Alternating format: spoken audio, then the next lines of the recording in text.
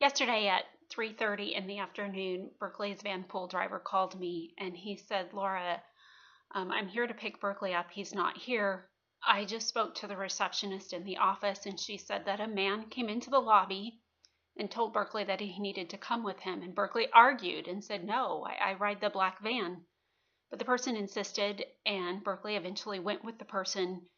And the receptionist says it appeared that they got into a yellow cab. I didn't tell you that that's a phone call that you don't ever want to get. And my heart went cold and my stomach instantly felt sick. And I said, I'm going to hang up with you. I'm going to try to call Berkeley. I'm going to try to get him on the phone. And I called and Berkeley's phone rang and rang and he finally answered the phone. And I said, Berkeley, let me talk to the driver.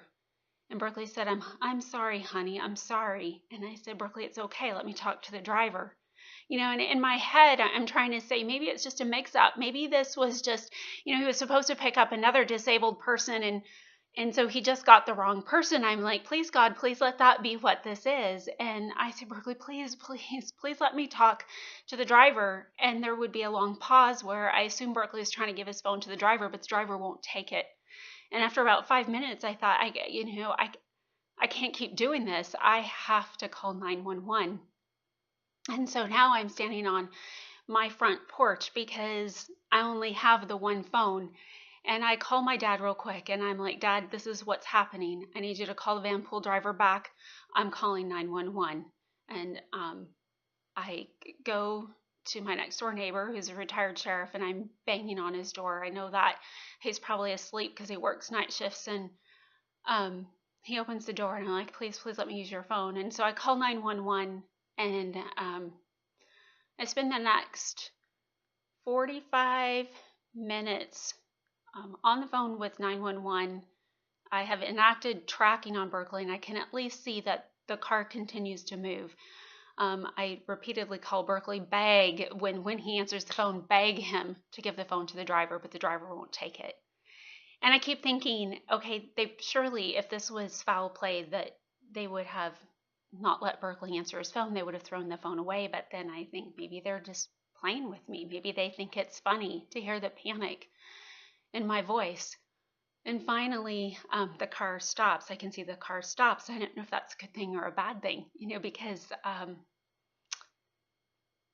as long as they're moving, I know they're probably not able to harm Berkeley. And I am getting Berkeley intermittently, and he just keeps telling me he's sorry. And I'm on the phone with 911, and I'm trying to tell them where he's at. They're asking what he's wearing.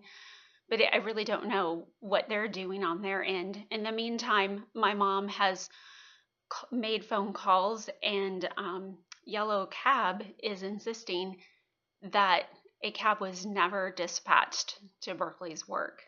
If I'd known that, I don't know where my mind would have gone.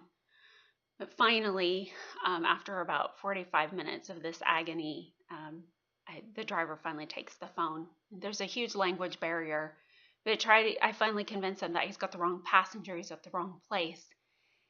And I repeat over and over Berkeley's address. And then I sit for another half an hour watching the tracking to make sure that it's headed in the right direction. And I know that usually my posts have like a fancy little message or tie up, but I guess the only thing I can say is truly, if you see something, say something. If something doesn't look right, if there's a disabled person and they're protesting, the family is only going to be grateful if you step in. I'm so thankful that Berkeley made it home, that he appears to be unharmed physically. He's struggling. He called me last night and told me over and over, I'm sorry. And he keeps telling my mom, I'm sorry.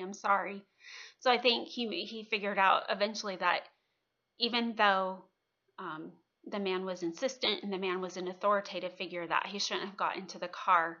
And we feel like we've done all the safety training we can. This is just one of those nightmares that you hope and pray doesn't happen, but it did. It did happen to us, and I've struggled to get answers. I've called Yellow Cab, and just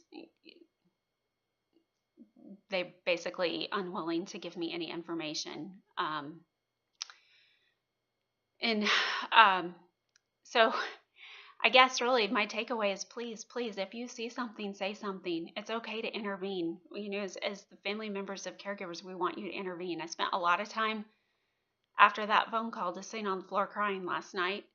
And it's almost 24 hours later, and I just still can't shake that feeling of unsettled and how could this happen, and how can I keep my brother safe?